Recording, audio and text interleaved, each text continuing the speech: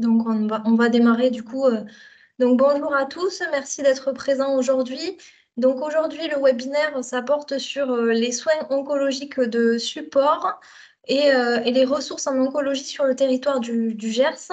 Donc, on a compté jusqu'à 13 heures maximum. Et au niveau des intervenants, du coup, vous aurez Jessica Marmier, infirmière en pratique avancée de l'hôpital de Nougaro, Maëva Sora, coordinatrice en Onco-Occitanie, Marlène Gasquet, psychologue à la Ligue contre le cancer, et Julien Morian, directeur du dispositif d'appui à la coordination du Gers.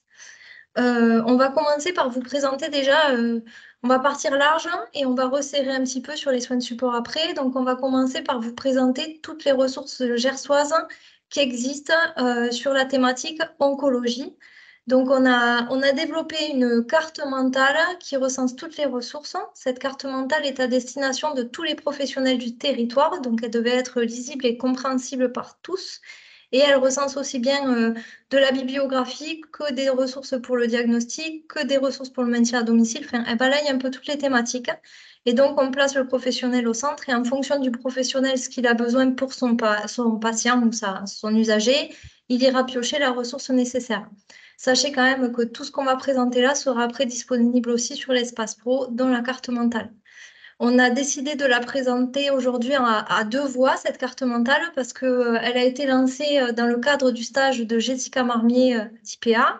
Et du coup, Jessica va vous présenter ce qu'on a pu monter par rapport à ça. Juste, on l'a fait en interne pour vous resituer un peu la méthode. On l'a fait d'abord en interne pour réfléchir un peu à toutes les ressources qu'on connaissait et essayer de positionner des mots sur les ressources. Et derrière, on a mis en place courant mars un groupe de travail avec différents professionnels du territoire concernés par la thématique pour valider cet outil, pour l'améliorer, pour voir où est-ce qu'on avait situé les structures, si c'était bon. Enfin, voilà, tout a été fait en accord avec les professionnels concernés. Par contre, si vous voyez qu'il manque des ressources ou que c'est pas tout à fait clair, vous pouvez toujours revenir vers moi après pour qu'on rebouge la carte, qu'on remette à jour des documents. Ou voilà. Donc, du coup, je laisse la main à Jessica. Bonjour à tous. Donc, du coup, la carte mentale, je vais d'abord les différents items qu'on peut y trouver. Donc, on a, en fait, comme vous disait Gaëlle, donc l'idée, c'est qu'on se situe en tant que professionnel et de pouvoir faciliter, du coup, l'accès aux outils, informations, ressources dont on pourrait avoir besoin pour notre patient ou son entourage. Donc,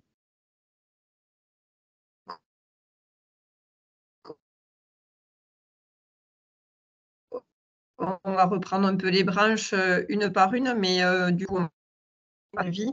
Donc là, du coup, tout ce qu'on peut retrouver en termes de ressources, alors ça peut être soit pour le domicile, en termes de d'intervention ou aussi de congés. Donc, en fait, je ne vais pas ouvrir chaque branche, mais vous voyez que chaque branche est nourrie après de plusieurs ressources.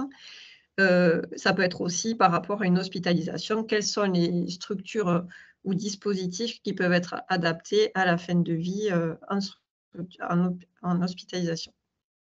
Donc, sur la deuxième branche qu'on ne voit pas bien, c'est, si je la bouge, peut-être qu'on non, pas mieux.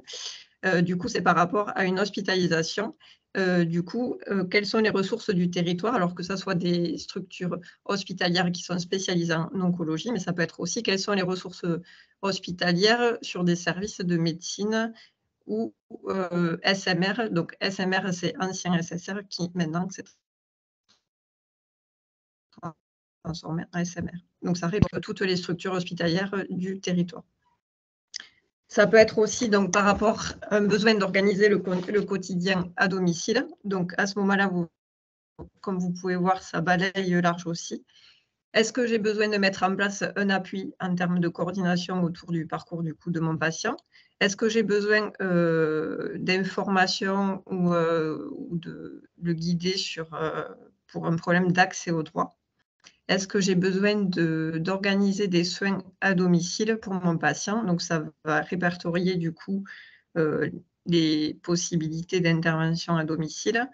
Est-ce que du coup, ça peut être aussi sur le volet des aides à domicile à organiser? Donc, Là, ça va à la fois proposer des choses en termes de prestataires, mais ça va être aussi en termes de financement.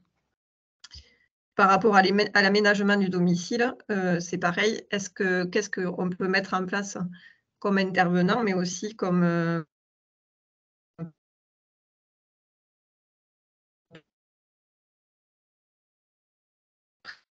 prestataire pour organiser le domicile.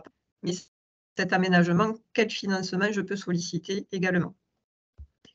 Par rapport à l'organisation aussi de la vie professionnelle ou compenser une perte financière, puisqu'on sait que la maladie peut impacter sur le plan financier et professionnel les personnes. Mais du coup, comment je peux guider mon patient sur ce qui peut être mis en place sur ces 2 volets? En termes d'accueil et d'hébergement temporaire, du coup, est-ce que du coup, quelles sont les structures où on peut s'appuyer pour organiser un accueil temporaire pour mon patient? Donc monde, ça peut être aussi parfois aussi besoin d'informations, nous-mêmes en tant que professionnels pour aussi, pouvoir informer le patient ou son entourage. On sait que dans le parcours de la maladie, il y a beaucoup de termes employés, ou de dispositifs et que du coup, c'est important aussi qu'on sache le guider sur des ressources documentaires fiables ou que nous, on lui restitue le contenu de ce qu'on peut retrouver, voilà,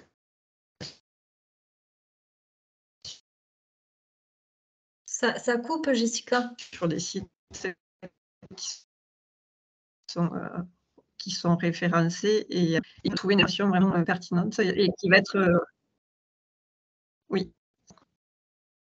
Allô? Oui, c'est beaucoup haché. Ça marche plus? Ça marche de manière très entrecoupée. D'accord. Est-ce que ta connexion peut être un peu mieux? Ah, ça doit être mon réseau alors. Ouais. Heu, est-ce qu'il y a des choses que je dois reprendre? Non, on arrive à deviner à peu près. Après, c'est entrecoupé, ça coupe. Il y a des moments, c'est le fil conducteur est bon et des moments, ça coupe.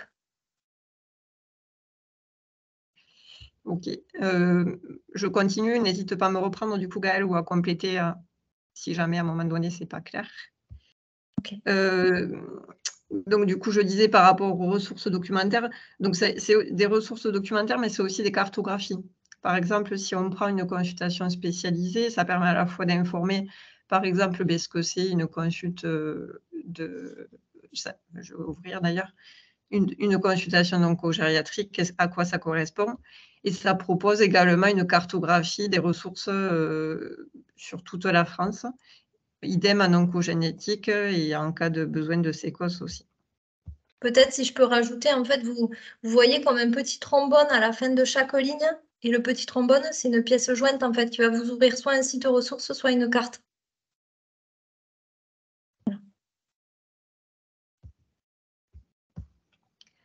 Donc par rapport à un autre besoin qu'on peut avoir aussi, c'est d'orienter notre patient. Donc comme me disait, Gaëlle au départ, en fait, l'idée de cette carte, c'est vraiment de répondre à tous les moments de la maladie. Donc ça va de la phase diagnostic à la phase, pendant la maladie, mais aussi après la maladie. Donc du coup, on peut avoir aussi besoin d'orienter notre patient sur des ressources. Alors bien sûr, ça ne peut pas être exhaustif parce que selon le bilan étiologique à faire, il faudra dresser effectivement, dans le bon cours de soins. Mais ça peut donner des ressources qu'on a identifiées en termes de dépistage, notamment par rapport au dépistage, habituel en termes de cancérologie. Donc du coup, c'est pas exhaustif, mais c'est difficile de l'être. On peut avoir aussi besoin d'informations, par rapport à la qualité de vie, de la personne malade. Donc du coup, ça peut être en termes de prévention, qu'est-ce qu'on peut mettre en place autour de la maladie pour mon patient? Donc ça par exemple, ça peut être à travers les médecins traitants, l'accès aux infirmières azalées, par exemple, pour un sevrage tabac. Mais il y a d'autres exemples. Ça peut être aussi, dans la maladie, du coup, qu'est-ce qu'on peut mettre en place comme soins de support. Et du coup, ça va proposer toutes les structures qui peuvent proposer des soins de support. Ça peut être par rapport aux coiffeurs perruquiers aussi qui sont référencés sur le département. Et programmes aussi d'éducation thérapeutique qui peuvent être proposés aux patients. Dans la phase d'après-traitement, c'est pareil, qu'est-ce qu'on peut proposer en termes de soins de support pour le patient? Donc, par rapport à autre item, du coup, on peut être en recherche aussi d'une solution de répit et de soutien pour l'aidant, puisque lui aussi, il va falloir l'accompagner et le soutenir dans ce parcours. Donc, du coup, ça va se décliner en termes de congés, sur quel dispositif on peut le guider pour faire une demande de congé pour qu'il puisse accompagner son proche. Ça peut être aussi en termes de structure d'accueil temporaire pour organiser, par exemple, un répit de l'aidant. Ça peut être en termes aussi de soutien psychologique pour l'entourage. Par quel dispositif? Comment on peut orienter l'entourage pour pouvoir bénéficier de ce type de soutien?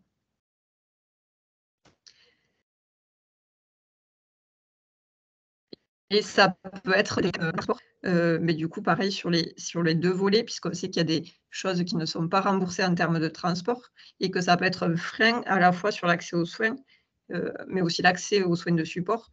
Donc finalement, mais qu'est-ce qu'on peut proposer aux patients en termes de financement et en termes de moyens? Il faut savoir qu'il y a des on peut le guider, enfin l'adresser sur une société de VSL ou d'ambulance. Mais il y a aussi des dispositifs qui sont mis en place pour proposer des transports voilà, par d'autres moyens à des prix qui peuvent être intéressants pour le patient. Donc voilà un petit peu le tour de tout ce qu'on va avoir besoin pour organiser le parcours du patient. Comme vous disiez Gaëlle, du coup, tout ça, cette carte va être à disposition sur le site du DAC. Tout ce qui est petit trombone, effectivement, donc ça peut donner accès soit à des annuaires, à des sites qui sont du coup actualisés, ou ça peut être, il me semble, Gaëlle, aussi des documents qui sont rattachés, du coup, qui ont été mis quand rien d'autre n'existe. Je crois que il y a un endroit où un PowerPoint qui est mis en lien.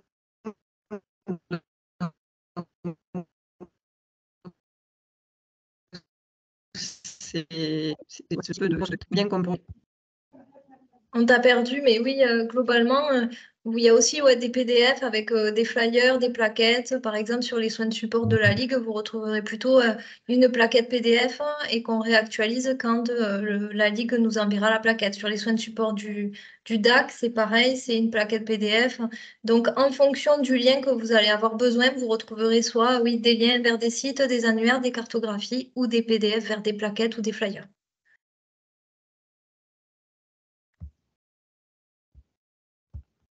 Est-ce que du coup c'est bon? Je coupe ma connexion. Oui. Hop. Merci Jessica. Du coup, on va laisser la même à Maëva de Onco-Occitanie maintenant pour vous resituer un peu qu'est-ce que les soins de support, parce qu'on en a parlé sur la carte, mais globalement, qu'est-ce que c'est? Oui, bonjour à tous, est-ce que vous voyez mon écran? Oui. Bon, super. Alors oui, effectivement, je vais faire une présentation donc un peu généraliste, un peu sur les grands principes, aspects un peu théoriques des soins oncologiques de support. Donc, je suis coordonnatrice médicale au dispositif spécifique régional de cancérologie, DSRC, anciennement Réseau régional de cancérologie, mais ouf, on s'appelle quand même toujours Onco-Occitanie, donc voilà, vous ne serez pas trop perturbés par ce changement de dénomination. Donc, tout d'abord, la définition des soins oncologiques de support. Donc, de quoi on parle? Alors, en fait, c'est un terme qui est apparu il y a un petit moment maintenant, dans les années 90, après de longues discussions et le recours au meilleur dictionnaire. Le terme vraiment soins de support fut vraiment privilégié par rapport à d'autres termes qui commençaient à montrer un peu le bout de leur nez à ce moment-là. On parlait de soins d'accompagnement, on parlait de soins de soutien, on parlait de soins complémentaires, et ce d'autant plus que le terme supportive care donc commençait à apparaître dans les pays anglophones. Donc on a préféré finalement traduire à partir de supportive care le terme finalement soins de support qui va être finalement adopté. Donc aucun rapport bien sûr avec l'acronyme que je vous ai mis au centre de la diapositive, pardon, SOS, donc qui vient de Save Our Souls, donc le code de détresse international que tout le monde connaît en morse, voilà, qui a été utilisé notamment par le Titanic quand il s'est échoué en 1912. Donc toute comparaison, je vous rassure, s'arrête là. Donc la définition, elle nous dit quoi? Elle est apparue dans la circulaire de la DHOS, je crois, en 2005. Oui, c'est ça, je regarde la source, le 22 février 2005. Et elle définit en fait les soins oncologiques de support comme l'ensemble des soins et soutiens nécessaires aux personnes malades, donc tout au long de leur maladie, et conjointement aux traitements spécifiques du cancer, donc les traitements oncologiques ou oncohématologiques, lorsqu'il y en a. Donc les soins de support aujourd'hui font partie intégrante du parcours de soins de tous les patients atteints de cancer.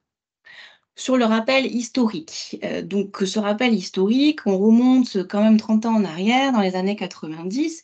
Cette réflexion sur justement l'organisation des soins de support, elle a commencé à être engagée dans les centres de lutte contre le cancer, les CLCC essentiellement, par surtout des médecins de la douleur, des médecins des soins palliatifs, la psycho-oncologie aussi, quelques oncologues qui commencent à être conscients qu'on entrait dans une nouvelle ère finalement grâce au progrès thérapeutique dans le cancer, que les patients allaient vivre plus longtemps.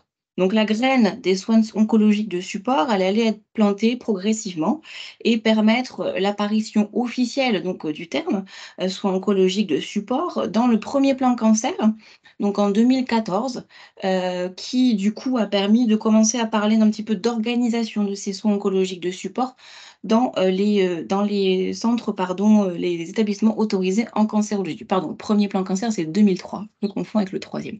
Donc, premier plan cancer 2003-2007. Donc, c'est la première marche que vous voyez.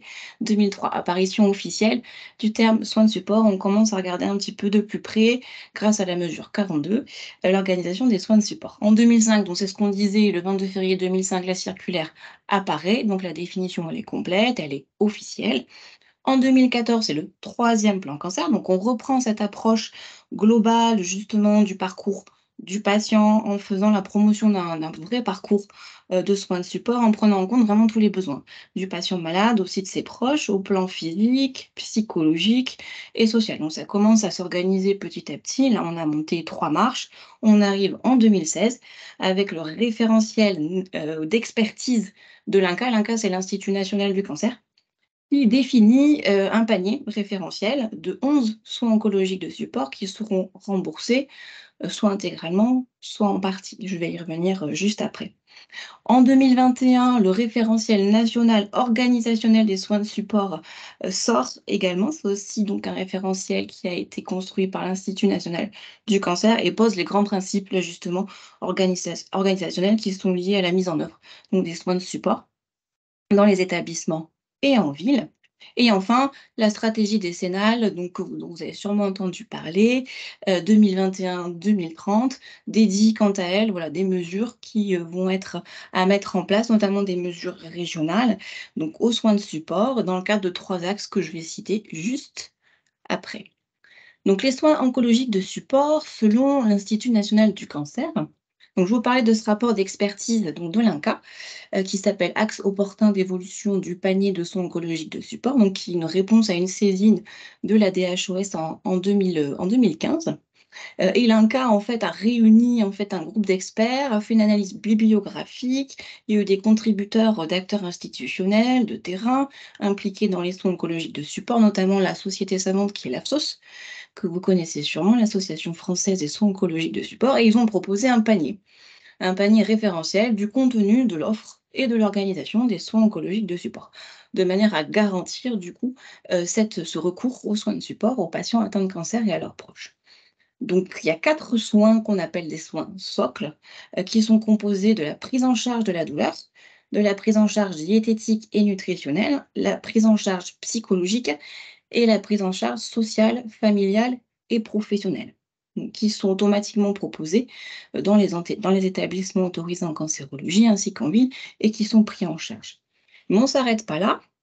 Ce panier référentiel, il est aussi complété par 5 soins de support complémentaires que vous voyez qui s'affichent. Donc l'activité physique adaptée, APA en acronyme, avec donc des professionnels qui sont diplômés dans cette discipline. Les conseils d'hygiène de vie, alors ça peut être l'accompagnement au sevrage tabagique, mais pas que. Le soutien psychologique des proches et des aidants. Le soutien à la mise en œuvre de la préservation de la fertilité et la prise en charge des troubles de la sexualité. Ça, c'est les 5 soins de support complémentaires. Mais également 2 techniques particulières d'analgésie qui sont en bleu clair, l'hypoanalgésie et l'analgésie intrathecale. Donc si on compte, ça fait 5 plus 2, 7. Et sur la précédente diapo, on était à 4. Donc au total, on a 11 soins oncologiques de support qui constituent finalement un panier élargi. On va dire le panier de soins de support socle élargi et indispensable, qui donc aujourd'hui fait l'objet d'une prise en charge totale ou partielle. Alors la question qui se pose, c'est pour les autres soins de support qui concernent l'image de soi et qui pour l'instant ne sont pas encore intégrés à ce rapport, ou ne sont pas encore considérés vraiment comme des soins oncologiques de support à proprement parler et pas forcément remboursés. Alors ça peut être des soins de bien-être, on les appelle un peu comme ça, tout ce qui est socio-esthétique, art-thérapie, des techniques un peu spécialisées comme la stomatothérapie, l'odontologie, l'orthophonie, ou des approches psychocorporelles, donc la sophrologie, l'acupuncture, l'hypnose, la méditation pleine conscience.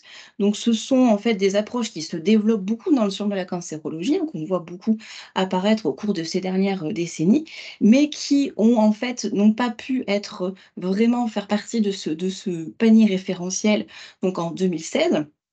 Parce que l'évaluation qui a été faite par ce groupe de travail et ces experts, ils ont jugé que le niveau de preuve quant à finalement le bénéfice de ces approches pour les patients, bah, il était insuffisant. Il était insuffisant au vu des données, préalables, donc c'était en 2016, hein, donc c'était il y a presque 10 ans, et ce constat finalement, il a été fait pour tous ces soins-là qui rentrent pas aujourd'hui dans ce panier-là. Néanmoins, ces prestations, elles peuvent quand même être proposées, c'est des prestations supplémentaires, hein, et elles sont tout à fait courantes et proposées, quotidiennement dans les établissements ou en ville, en fonction des patients, de leurs besoins, de l'offre disponible, notamment la socio-esthétique et la sophrologie qu'on retrouve assez souvent. Alors vous allez me dire: «OK, mais les soins palliatifs dans tout ça?» Effectivement, ils ne sont pas cités. Alors les soins palliatifs, ils sont inclus dans les soins oncologiques de support, mais pas dans le panier de référence parce qu'ils ont une modalité de prise en charge à part, tout simplement.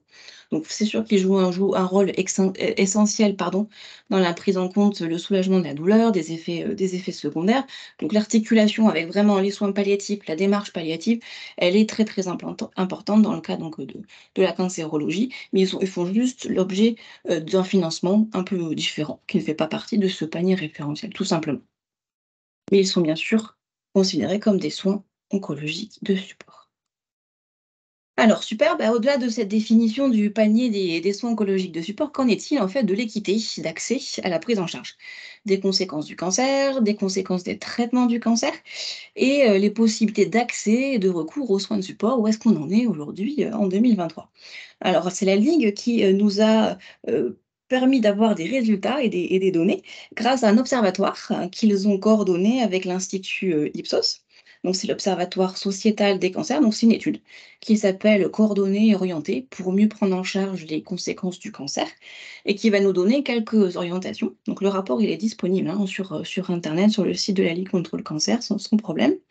Donc selon les estimations de cette enquête, on a 3,8 millions de personnes de 15 ans ou plus en France qui vivent après avoir connu un cancer. Donc qui ont potentiellement des séquelles, des conséquences de ce cancer et qui vont vivre avec ces conséquences temporaires des fois et des fois durables du cancer qu'ils auront vécu. Donc il y a effectivement un nombre croissant de ces personnes-là sur le territoire. En plus, on sait que des parcours ont lieu de plus en plus aussi en ambulatoire, en dehors des murs de l'hôpital et c'est pour ça on a finalement abouti à un consensus au sein de la communauté, oncologique en faveur d'une coordination, d'une meilleure coordination, centrée vraiment sur les besoins des personnes qui présentent donc des conséquences du cancer et qui est devenue vraiment une nécessité, une coordination dans des acteurs locaux, territoriaux, régionaux. Donc ça, c'est un petit peu je vous donne en avant-première un peu les conclusions de l'enquête, mais on va revoir juste deux trois chiffres. Donc, un meilleur recours aux soins de support. Donc, les résultats de cette étude semblent indiquer qu'il y a quand même une majorité des répondants qui est orientée de manière effective vers les soins de support et qu'ils y ont recours. Donc, on regarde un petit peu l'histogramme, on voit que 68%, c'est la barre bleue en haut, finalement, affirment qu'ils ont reçu une recommandation pour consulter un professionnel de soins de support. Et 70% qui y sont réellement allés, donc qui sont allés suivre du coup qui ont suivi pardon, la recommandation qui leur a été donnée au préalable. Donc au final, on a à peu près plus de 90% des participants qui se sont vus recommander un professionnel de soins de support et qui sont allés par la suite le consulter. Donc c'est quand même pas mal du tout.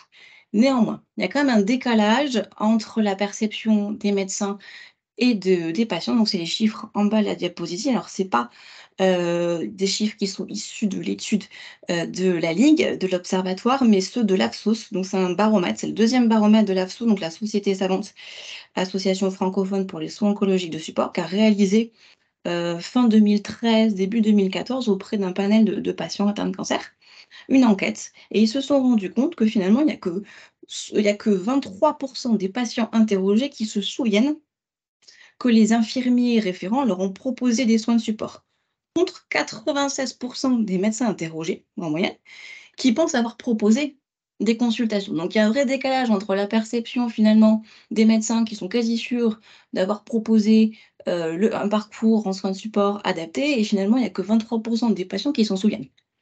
Donc ça, c'est la première chose. Selon ce même baromètre, j'ai pas mis les chiffres sur la diapo, mais les soins de support, en plus, ils sont essentiellement proposés à un stade assez tardif, rarement, un peu plus rarement au stade adjuvant et diagnostic. Alors, je mets un petit bémol parce que c'est des chiffres qui commencent à dater un peu, hein, ça fait 10 ans aussi. C'est des chiffres qui datent de 2014, donc il y a quand même 10 ans d'avancée depuis. Mais bon, quand bien même, il reste un petit décalage assez palpable. Pareil pour la terminologie de soins de support, elle n'est pas forcément bien repérée, comprise par les patients. Finalement, le baromètre de l'AFSOS a remonté qu'il y a seulement 34% des patients qui sont très familiers avec ce terme, qui le comprennent et qui l'utilisent. Voilà, pour revenir à la définition, ça fait le pont avec la définition que je vous ai présentée juste avant. Donc finalement, même si on a quand même un recours aux soins de support qui est en moyenne plutôt assez bien répandu, pardon, et conseillé, on a quand même des inégalités qui persistent. C'est ce que cette enquête, elle nous dit. On a un accès aux soins de support qui est quand même encore assez inégal. Donc on a 24% des personnes qui, malgré leurs séquelles, n'ont finalement été orientées vers aucun soin de support depuis le début de leur parcours. Et on a 19% des personnes qui ont été orientées vers des professionnels des soins de support et qui ont renoncé à consulter, soit pour des raisons financières, soit pour des raisons d'accessibilité géographique. Donc, ils ont creusé un petit peu dans cet observatoire et ils ont montré que les personnes qui sont susceptibles de renoncer davantage aux soins de support, c'est plus systématiquement des jeunes, des personnes dont les parcours de soins sont complexes, dont les revenus sont faibles et qui résident dans des territoires où, bien sûr, il y a moins d'offres, en tout cas, il y a peu d'offres de soins de premier recours. Donc ces résultats, effectivement, ont montré également que les populations qui vont continuer à renoncer à ces soins, elles vont le faire aussi par défaut de coordination entre les professionnels qui les accompagnent. Donc c'est l'histogramme qui est sur votre droite. Donc quand cette coordination entre les professionnels est fragile, il y a aussi plus de renoncement. Donc si on calcule là les 35%, donc c'est la barre orange en haut, tout en haut, et la barre bleue, 65%, j'ai fait une petite moyenne, ça fait à peu près 50%. 50%, donc c'est 1 sur 2 participants qui ont des conséquences de leur cancer, donc c'est des séquelles, qui ont ressenti, ou en tout cas qui ont déclaré dans cette enquête, ressentir un manque de coordination entre les professionnels qui les accompagnent. 1 sur 2. Et sur ces 50%, il y en a 35 que ça a conduit à renoncer aux soins de support, c'est ceux qui sont orange, et 65%, c'est ceux qui sont bleus, qui n'ont quand même pas renoncé. Donc ils ont remarqué que c'était pas top en termes de coordination, mais ils n'ont quand même pas renoncé à accéder aux soins oncologiques de support. Donc vous voyez, le taux de renoncement, il est différent. C'est les 2 barres de l'histogramme juste en dessous. Pour les personnes, les répondants à cette enquête qui n'ont ressenti aucun problème de coordination, mais il n'y en a que 12% qui ont renoncé aux soins de support. Voilà. Et bien sûr, il y en a plus, 88%, qui n'ont pas renoncé puisqu'ils n'ont pas eu ce sentiment que la coordination entre les professionnels était compliquée. Donc, ça joue énormément et ça replace cette coordination entre professionnels au niveau local, territorial, de manière assez importante, voire complètement indispensable. L'observatoire a poussé aussi en termes de déterminisme géographique. Ils se sont posé la question, est-ce que du coup l'accès aux soins de support est dépendant d'un gradient, je sais pas, nord-sud, est-ouest, voilà. Donc vous avez la carte de la France, j'ai mis une petite puce rouge sur le département du Gers et vous voyez que c'est catégorisé par couleur. Donc le Gers est en vert foncé, donc c'est la classe numéro 2 avec une densité de population moyenne, des populations socialement mixtes, avec une accessibilité aux soins de premier recours qui est globalement plus élevée que la moyenne nationale. Donc effectivement, on se rend compte que la disponibilité de l'offre de soins de premier recours, elle joue énormément un rôle sur l'orientation des personnes atteintes de cancer vers les soins de support. Les participants qui vont résider dans des communes où il n'y a aucun centre de santé, bah, ils ont moins de chances forcément d'être orientés vers les soins de support que ceux qui habitent dans les communes où ils sont particulièrement nombreux, les centres justement de santé. De la même façon, les participants qui résident dans les départements où la densité de médecins, toutes spécialités confondues, elle est inférieure à 250 professionnels pour 100 000 habitants. Ils ont bien moins de chances d'être orientés vers les soins de support comparativement à ceux qui habitent dans des départements où l'offre, elle est bien pourvue en densité médicale. Donc les répondants qui sont du Gers, donc les Gersois, ont plus de chances finalement d'être orientés vers les soins de support que les autres, hein, que les participants qui résident dans les autres départements qui sont finalement classés à partir de la classe 4, 5 et 6 comme des départements sociaux et économiquement défavorisés où finalement l'offre de soins, elle est rare, ce qui est plutôt une bonne nouvelle. Le référentiel organisationnel national de l'INCa qui est paru en octobre 2021, donc c'est très récent. Ce référentiel, donc c'est sur l'organisation des soins de support des patients adultes atteints de cancer, il va définir au niveau national des grands principes organisationnels qui vont être liés à la mise en œuvre du parcours de soins de support du patient atteint de cancer. Donc comme on sait que les soins de support ils font aujourd'hui partie intégrante du parcours de soins, les établissements doivent être en capacité de pouvoir les proposer, la ville aussi, ou de les orienter, le cas échéant. S'ils n'ont pas la ressource en interne. Donc cette demande, elle doit être systématisée. Donc c'est un peu le logigramme que vous avez. Elle est systématisée comment? Par le biais d'une évaluation des besoins. Cette évaluation, elle doit être faite au fur et à mesure de l'évolution du traitement et même lors de la phase d'après-cancer.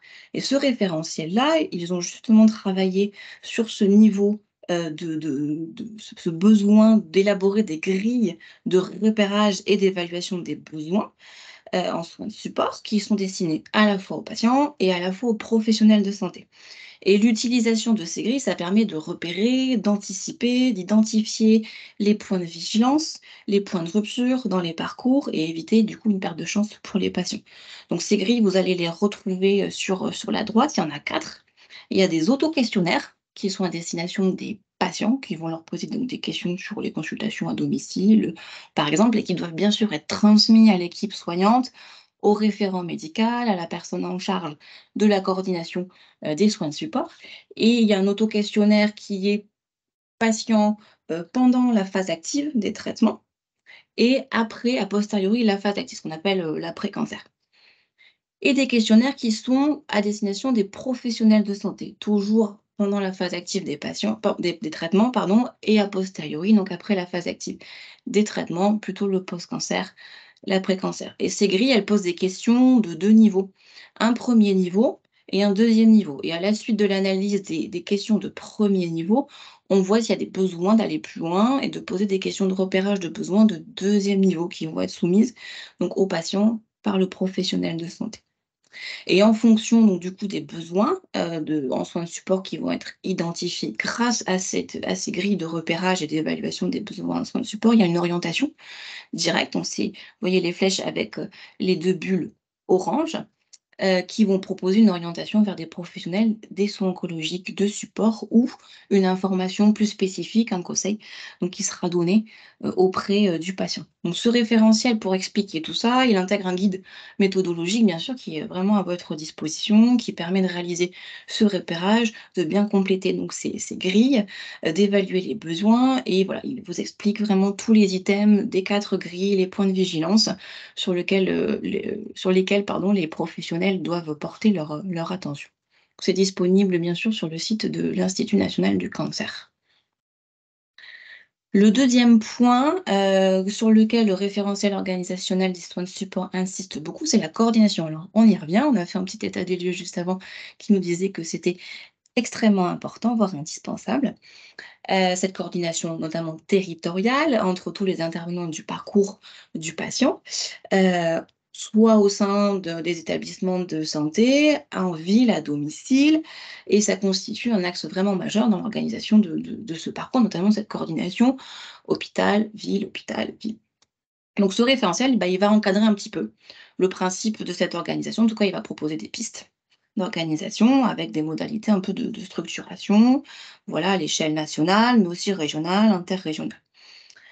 Donc selon le parcours de soins du patient et la disponibilité des ressources, la coordination des soins de support, elle va pouvoir se mobiliser plusieurs acteurs, hein, ça vous le savez, et il va être quand même nécessaire qu'il y ait un pilote, un référent de la coordination du parcours de soins de support, qui va pouvoir se faire entre les acteurs hospitaliers et de la ville et qui va pouvoir s'articuler avec les différents relais sur le territoire. Donc les ressources, voilà, qui sont indiquées sur ce schéma, qui sont mobilisées par l'établissement, mais elles sont quand même nombreuses, hein, pour permettre la coordination. Bah, c'est les infirmières d'annonce, ça va être les infirmières de coordination, ça peut être les infirmières de pratique avancée, les infirmières de ressources douleurs, ça peut être les cadres, les intervenants coordonnateurs de l'éducation thérapeutique, aussi de l'établissement, ça peut être les équipes mobiles de soins palliatifs. Bref, la coordination des soins de support réalisés en ville, elle peut s'effectuer avec un trinôme médecin traitant, pharmacien, infirmier libéral, avec les principaux professionnels de santé qui vont interagir avec le patient. Et ces 3 professionnels, bien sûr, en ville, doivent interagir avec les professionnels, mais aussi les structures et les organisations concernées, dont l'équipe soignante aussi, voilà, des établissements, pour éviter justement ces ruptures dans le parcours. Donc pour ces structures de coordination, bah, effectivement, on s'appuie sur les structures de coordination existantes comme les DAC, les CPTS, les MSP ou des structures de coordination aussi en ville. Voilà, et n'oublions pas ce besoin en outil de coordination aussi qui doit être accessible, hein, sur des plateformes de coordination pour permettre cet échange d'informations, cette interopérabilité, bien sûr, pour l'ensemble des professionnels intervenant dans le parcours. Donc ça, c'est des sujets qui sont abordés, et je vous laisserai le consulter ce référentiel. Voilà, qui donne des pistes, hein. Il n'y a rien d'obligatoire, mais ça permet déjà d'un peu de structurer les choses, au niveau de la coordination. La feuille de route régionale, j'ai pas complété mon titre, de la stratégie décennale de lutte contre les cancers, donc 2021-2030, elle se découpe dans 2 feuilles de route nationales et déclinées au niveau régional par les ARS, avec des mesures du coup nationales qui sont prises en charge par les instances nationales et puis des mesures régionales qui vont être mises en place par l'ARS et puis voilà, par les DAC, par le DSRC, par toutes les structures au niveau régional, territorial. Donc la stratégie décennale, elle nous dit quoi? Bon, en fait, elle nous dit qu'elle dédie plusieurs mesures aux soins de support dans le cadre de 3 de ces axes. Donc il y en a 4 au total. Il y a 4 axes stratégiques qui s'affichent à l'écran, notamment les séquelles, limiter les séquelles et améliorer la qualité de vie des patients, c'est l'axe 2. L'axe 3 aussi sur la lutte contre les cancers de mauvais pronostic où les soins de support ont une place prépondérante. Et enfin, s'assurer que les progrès profitent à tous. Donc on est plus là en termes d'innovation, c'est l'axe numéro 4. Donc finalement, les grandes mesures nationales, bon, ça ne va pas vous étonner normalement, hein, c'est des objectifs de garantir la qualité, l'accessibilité et l'évolutivité pardon, de l'offre, de soins de support. Pourquoi pas justement donc encore, faire évoluer ce panier référentiel des soins oncologiques de support qui sont aujourd'hui remboursés. Permettre aux patients, qui sont atteints de cancer de mauvais pronostic de bénéficier de soins de support qui soient renforcés du coup. Voilà, donc cette feuille de route, vous pouvez aussi la consulter sur les sites de l'ARS, de l'INCa. Elle est assez facilement trouvable. Elle rappelle vraiment l'importance de garantir la qualité des soins de support, de les rendre accessibles et d'encourager aussi, et ça c'est vraiment dit dans cette stratégie, d'encourager une offre de soins de support de proximité. Ce qui fait le lien avec notre présence à tous aujourd'hui. Donc vous avez sur votre gauche la stratégie décennale de lutte qui est en bleu foncé, qui est déclinée dans des feuilles de route nationales puis régionales. Donc celle qui nous concerne aujourd'hui, c'est la feuille de route 2021-2025. Voilà. Un état des lieux sera fait à la fin de cette première feuille de route. Il y en aura une seconde pour aller jusqu'en 2030, donc 2026-2030, et avec des mesures régionales qui sont aujourd'hui mises en place avec, par l'ARS en pilote. Essentiellement, et avec toutes les structures qui sont parties prenantes dans la région. Je vous Maëva, présente. Maëva, Oui, juste, je suis le maître du temps. Est-ce qu'il t'en reste beaucoup? Puisque du n- coup, il reste non, 20 minutes de présentation maximum pour encore 2 intervenants. non, écoute, après là, je présentais juste le dispositif pour terminer, ce qu'on met en ligne comme ressource, justement. Voilà, pour clôturer. Parfait, J'ai parfait, fini la partie théorique. parfait. Merci. Donc, je reviens juste rapidement, qui on est, peut-être, voilà, pour information. Donc, ce dispositif spécifique régional de cancérologie sert à quoi? C'est une association, loi 1901, à but non lucratif. Donc, il fonctionne comme une association avec des instances, une assemblée générale, conseil d'administration, un bureau, une équipe de coordination dont je fais partie, voilà, sur Toulouse. Et en fait, notre objectif, c'est promouvoir et améliorer la qualité et la prise en charge des patients. Donc, dans le cadre de cette fameuse stratégie décennale de lutte, en collaboration avec l'ARS, par le biais de laquelle on est financé, et donc l'Institut national du cancer. Alors, pourquoi je vous dis ça? C'est parce qu'on travaille avec des groupes de travail aujourd'hui qui sont pilotés par des acteurs de la cancérologie, dans lesquels vous pouvez complètement faire partie. Tout est complètement ouvert. Donc, il y a à peu près 400 professionnels de santé qui sont mobilisés, et notamment sur les soins de support. On a 8 groupes, je crois même un peu plus maintenant, de travail pour couvrir justement l'essentiel donc des soins oncologiques de support, notamment ceux référencés dans le panier de l'INCa. Donc ces groupes, il va y avoir par exemple la douleur, il va y avoir la nutrition, il va y avoir la psychologie, le médico-social, l'activité physique, la fertilité, la sexualité, et cetera. Et vous pouvez bien sûr contribuer, c'est complètement alors, bénévole et ça nous permet en fait de justement contribuer à nos missions et de vous mettre à disposition des outils gratuits sur notre site internet pour justement faciliter éventuellement cette coordination et vous donner en fait des informations et des ressources. Donc un exemple tout simple, c'est qu'on met en ligne des annuaires de l'offre de soins oncologiques de support. Voilà, l'objectif, c'est de rendre visible cette offre en soins oncologiques de support pendant et après traitement. Donc, on a 3 annuaires qui sont disponibles sur le site internet Onco-Occitanie, qui sont téléchargeables, qui sont gratuits, qui sont à votre disposition et qui permettent de répertorier les soins oncologiques de support. Donc, soit dans les établissements, donc je crois que c'est celui qui est au milieu, voilà, soit en ville, c'est l'annuaire à gauche, et à droite, vous avez l'annuaire dont parlera, je pense, de la représentante de la Ligue ici présente, c'est le dispositif parcours de soins global après traitement d'un cancer. Voilà, dans lesquels les structures qui sont pourvoyeuses de soins de support sont référencées, et bien évidemment, il y a celles qui sont dans le territoire du Gers. Voilà. On a aussi les jeudis d'Onco-Occitanie, qui sont des webinaires du même type qu'aujourd'hui, qui traitent tous ces soins oncologiques de support. Donc, il y a eu 14 sessions, vous êtes les bienvenus, c'est entièrement gratuit. C'est le jeudi, une fois par mois, entre midi et deux, comme aujourd'hui. Voilà. Et des plaquettes, des brochures qui sont également à votre disposition sur la préservation de la fertilité, sur l'oncosexualité, sur la grossesse et le cancer, les traitements anticoagulants, l'activité physique adaptée. Voilà. Je vous remercie pour votre attention et je vous donne rendez-vous sur le site internet Onco-Occitanie qui s'affiche à l'écran si vous voulez télécharger ou visualiser ces éléments. Merci beaucoup. Merci Maëva. Après, vous retrouvez aussi ces éléments sur la carte mentale qu'on a mis en place pour vous éviter d'aller sur les sites. Il y a tout aussi qu'on a retéléchargé dessus.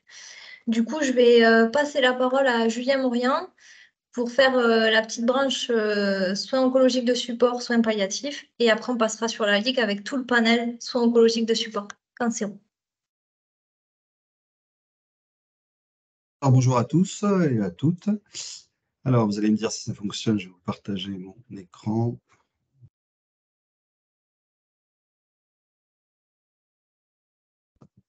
Et je ne sais pas si ça fonctionne. Est-ce que vous voyez mon écran? Oui, c'est bon. Ouais. Oui. Alors, tout d'abord, bonjour. Je m'appelle Julien Morian. Donc, je suis nouvellement nommé au poste de directeur du DAC 32 en remplacement de Karine. Donc, j'ai démarré cette semaine et donc présenter ce que fait en partie le DAC parce qu'on a quand même pas mal de missions ou en parcours complexe. Donc, je vais vous présenter les soins de support qu'on peut proposer au sein du DAC. Est-ce que tu peux parler un tout petit peu plus fort, Julien, pour Ouais, pas que ça vous coupe m'entendez? le micro? D'accord. Merci. Alors, je ne vais pas reprendre toute la présentation qu'a pu faire Maëva, qui était très complète, et je l'en remercie. Donc, on va passer brièvement, nous, sur l'explication un petit peu de qu'est-ce que le soin de support, mais en tout cas, toutes les personnes qui sont suivies par le DAC 32, effectivement, peuvent bénéficier de ces soins de support. Tous ces soins de support, donc, effectivement, visent au bien-être de la personne, à son domicile, et également visent à éviter, on va dire, les problématiques aussi liées à l'entourage, liées à l'aidant, parce que l'aidant est souvent confronté justement un fouet effectivement à la maladie de son conjoint ou de proche. Ça nous permet effectivement, nous, d'avoir une approche globale qui vise à assurer justement la meilleure qualité de vie possible, à la fois sur le plan physique, psychologique et puis social de la personne. Donc, notre équipe de soins palliatifs du DAC, c'est elle qui va évaluer le besoin de la personne. Donc, on va se déplacer directement sur le domicile, on va établir un diagnostic. Et par rapport à ce diagnostic, on va essayer de trouver la meilleure personne, la plus appropriée par rapport aux soins que justement on peut proposer aux patients. Cette étape est primordiale puisque c'est malheureusement souvent on est sollicité, comme ça avait été indiqué un petit peu avant, on est sollicité tardivement, donc il va falloir effectivement qu'on ait une réaction qui soit assez rapide pour pouvoir prendre en charge justement les douleurs et les souffrances du patient. Donc sur le lieu de nos actions, tous les soins de support donc, sont réalisés effectivement sur la personne. Et en cabinet pour les dents, ou parfois même au domicile. Ça peut arriver. Les modalités de sollicitation, donc l'intervention en soins de support est sollicitée par l'équipe du DAC en fonction de critères géographiques et métiers. Notre délai de réponse, ce que je vous disais justement, c'est qu'on a une nécessité d'intervenir très rapidement, donc on essaie d'intervenir dans les 5 jours afin de faciliter la réactivité auprès du patient et de son entourage. Et tout au long en fait, de la prestation que l'intervenant en soins de support va mener, on va, nous, rester en appui et en lien avec la personne afin de suivre l'évolution justement du patient dans la maladie. Les différents soins de support qu'on peut nous proposer, donc on parlait effectivement de prestations socles. Donc nous, on a à la fois effectivement des prestations socles, mais aussi des prestations complémentaires comme la sophrologie. Le soutien psychologique, pour soutenir l'état psychique et émotionnel de la personne face à la maladie. Le soutien psychologique peut être proposé à la fois pour le patient et également pour l'aidant proche ou la famille proche. On a un certain nombre de séances qu'on propose ces différents soins de support qui varient entre 6 et 8. Là, par exemple, en l'occurrence, pour le soutien psychologique, on va être sur un nombre de séances de 8 pour le patient et de 6 pour l'aidant. Au niveau de la sophrologie, donc sur les différentes douleurs, les troubles du sommeil, le stress, l'anxiété liés à la maladie, on va également proposer à la fois soit pour le patient, soit pour l'aidant. Et on est sur un nombre de séances 6 également. On l'a abordé brièvement, effectivement, au niveau des nouveaux soins de support, mais on propose également des soins de support socio-esthétiques pour travailler justement sur l'impact des différents traitements, sur la chimiothérapie, sur la toxicité, effectivement, de certains médicaments. Donc voilà, on va viser directement, effectivement, le patient. On va travailler l'image de soi, ce qui est quand même primordial pour ces personnes. On va également proposer de la sexothérapie, sur les troubles sexuels liés à la pathologie pour le couple. Donc là, c'est à la fois effectivement pour le patient et l'aidant. Et pour terminer, on a effectivement ce qu'on avait abordé tout à l'heure, c'était de l'APA. Donc, on va travailler justement sur qui va être fatigue, état psychique, émotionnel dégradé, lié effectivement à perte de masse musculaire, voilà, pour garder effectivement un maximum d'autonomie pour la personne. Donc, pareil, effectivement, là, en lien, c'est vraiment dirigé vers le patient et on va comptabiliser un nombre de séances de 6 séances pour le patient. Donc voilà, j'ai fait à peu près le tour. Alors, c'est une présentation un peu succincte. Si vous avez des questions, n'hésitez pas. Voilà. Merci. Peut-être on va passer à Madame Gasquet et puis on verra les questions après. Parce que là, pour l'instant, on n'a pas de questions, on va terminer. Juste peut-être rajouter que sur ce panel, il est proposé suite à l'évaluation, certes, mais c'est le patient qui décide. C'est-à-dire que si l'infirmière estime qu'il a besoin d'un soutien psychologique, mais que le patient ne souhaite pas ça et veut de la sophrologie, il aura de la sophrologie. Peut-être juste cette Pour toutes précision. les prestations, hein, que ce soit au niveau du parcours complexe ou au niveau du soin PAL, effectivement, c'est toujours le patient qui est au cœur de la prise en charge. Donc, c'est lui qui va effectivement à chaque fois décider de nous suivre. Et effectivement, qu'il peut rentrer dans le dispositif ou en sortir aussi s'il n'est pas d'accord. Mm. Parfait. On va laisser la parole à la Ligue contre le cancer, du coup. Ok, Merci. bonjour tout le monde. Alors,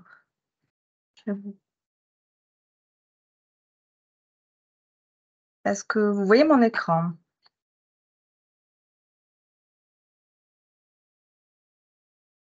On voit le Teams. Ah. Je l'ai réduit.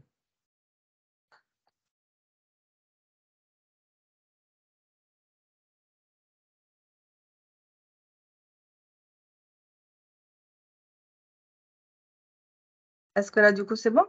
C'est parfait. Ok, très bien. Alors, je vous présente un petit peu les soins de support proposés à la Ligue.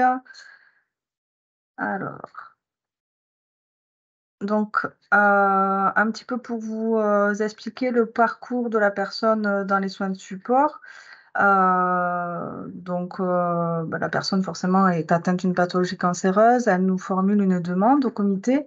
Nous procédons par un accueil de la personne avec un premier entretien qui permet d'évaluer les besoins et à l'issue de cet entretien de définir vers quels soins de support la personne pourra être orientée et dont elle pourra bénéficier. Et donc ensuite, elle peut démarrer les soins de support. Donc voici le panel de nos soins de support avec des soins de support issus du socle, effectivement, comme l'avait dit Maëva, définis par l'INCA et des soins de support complémentaires également. Donc le soutien psychologique, le groupe de parole, la consultation diététique avec une diététicienne, la tabacologue pour l'accompagnement à l'arrêt du tabac, l'APA. On a un atelier d'art plastique également, les soins de socio-esthétique, le yoga, une sophrologue qui propose des séances et une commission sociale également pour accompagner les personnes, notamment dans des aides financières si besoin. Donc la commission sociale, elle se réunit une fois par mois. Donc ce sont les assistantes sociales qui nous adressent les demandes d'aide. Et à l'issue de la réunion, la personne peut bénéficier d'une aide financière ou pas. On a effectivement, nous également, fixé la durée de ces soins de support ou le nombre de séances. On s'est quand même inspiré de l'INCA pour pouvoir avoir se situer. Donc pour le soutien psychologique, on peut accompagner les personnes pendant 2 ans et après vous voyez, pour l'APA 1 an, sur les ateliers collectifs, le yoga et l'art plastique également 1 an. La diététique, on propose 6 séances.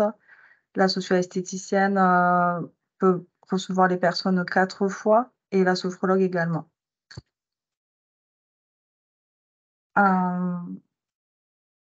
pour essayer d'accompagner les Gersois sur tout le territoire. L'association a décidé de se déployer sur le département en ouvrant des espaces ligues. Donc, vous pouvez voir sur la carte les villes où nous proposons des soins de support. Alors, pas forcément toute la palette des soins de support qui sont proposés sur Auch, mais on essaie quand même de proposer au minimum les soins de support du socle de l'INCa, du socle de base, et certains soins complémentaires. On a quand même sur Nogaro, Condon, Lectoure, prochainement Cologne, mais on a quand même l'activité APA sur Cologne. On a systématiquement le soutien psychologique, l'APA, la diététicienne. On essaie de mobiliser la socio-esthéticienne sur ces villes également. Après, le reste des soins de support, c'est essentiellement sur la ville d'Auch. Donc, comme l'avait dit Maëva, effectivement, la Ligue contre le cancer est porteuse du dispositif de l'ARS. Donc, on est recensé comme association pouvant proposer des soins de support en post-cancer. Donc, les centres de santé, les médecins, les libéraux sont informés que sur ordonnance, nous pouvons proposer un bilan d'activité physique, un bilan et un suivi psychologique, un bilan et un suivi nutritionnel. Voilà, donc sur le traitement, sur le post-cancer, pardon, on peut accompagner les personnes sur des durées aussi limitées, mais qui sont encouragées par l'ARS. Voilà, je vous ai fait une présentation assez succincte, mais comme je sais que nous revenons sur les échanges dans la prochaine partie, du coup, je pourrai répondre à vos questions. Merci beaucoup. Du coup, on va passer sur la phase de questions. Est-ce qu'il y en a qui ont des questions? Si vous avez des questions, n'hésitez pas à remettre votre micro ou lever la main ou même l'écrire dans le chat. Par contre, pour commencer, moi j'ai une question. Soutien psychologique sur l'année, on voit que c'est une prise en charge annuelle ou sur 2 ans. Est-ce qu'il y a un nombre de séances limité ou est-ce que la personne peut en faire autant qu'elle souhaite par rapport à la Ligue? Non, on n'a pas de nombre de séances limitées, on limite surtout à la durée. Après, c'est pour la personne atteinte de cancer, mais également ses proches. Ouais. Ok. Et une autre question, les entretiens, du coup, pour pouvoir entrer dans le dispositif soins de support à la Ligue, est-ce qu'ils sont toujours à Auch ou est-ce que vous délocalisez aussi maintenant les entretiens? On délocalise également aussi sur les antennes, ouais, sur les villes qui étaient mentionnées sur la carte. Ouais. Ok, merci. Est-ce qu'il y a d'autres questions?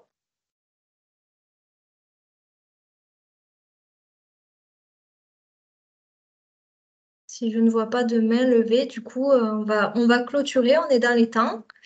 Ben, merci à tous pour aujourd'hui. Donc, on vous mettra les supports de présentation, la carte mentale, tout ce qu'on a vu aujourd'hui sur l'espace pro du site du DAC.